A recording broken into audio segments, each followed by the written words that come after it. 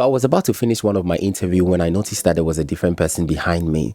So I took the chance, I asked them the permission to interview them. I explained that it's not going to be anything personal. Just going to be, normally I take like 60 seconds and all my questions, if you can stay within, that's it. He gave me a very strange answer. When he gave me the answer, I was like, but okay, forget what he said. And I asked him, okay, so can I? And he said, just give me some time. I'm going to the mall and I'll be back. Normally when they say this, I know that it's a kind of, that's what I feel. No expectation. I know that it's just a kind of way to tell me that I'm not interested in what you're doing, or you can move on. So yeah, I had no expectation. And I said, yes, thank you. And I blessed him, as I always say, have a blessed day. And I went on with what I was doing. So after a period of time, someone tapped on my shoulder. I turned and it was him. And I was like, hi, you're back.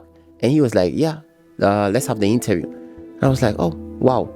So I started with the interview, asking my normal questions that I always ask. And he started confessing the fact that he has been in prison. And I was like, wow.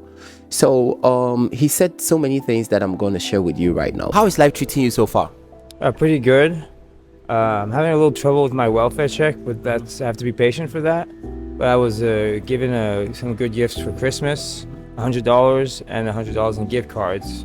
So far that's like $200 bonus for Christmas, and I'm 36, so that's like a lot of money for Christmas. Do you have any regrets in life?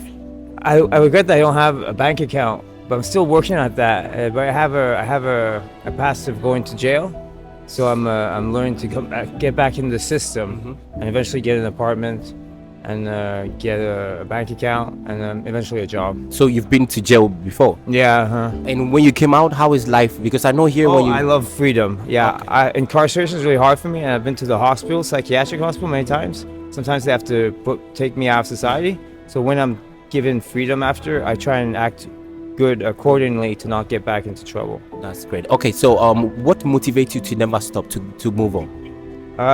Maybe money is actually a big thing that motivates me, and also draws me to be careful and try and save and find opportunities to gain more money when I can. If you had the chance to change one thing, what would it be? This year I want to be able to be more reliable. So that's what I mean. Yeah, be more faithful to my engagements. Yeah. To people that think life is not treating them well, what will be your advice? If they're not satisfied with their life, it's because they're spending time doing the wrong thing for the wrong reasons. They have to find what is the better thing that will find them satisfaction. I was really touched by this interview. He said, what I'm interested right now is just to rehabilitate, doing the therapies, reinsert himself into the society again, and start a new life. Now, the guy is without a bank account. He has no place, no apartment, no money, no job, and life is really, really tough. I know this is how, when you go to prison. So first of all, when he said it, I didn't know if I really heard him well. So I asked him, have you really been, like, you went to prison for real? And he said yes. Then I started thinking about what happens to someone can happen to you as well. So I decided this time, I know I'm not a rich person. I believe that you don't need that much money to help people. I'm interested in making impact in people's life.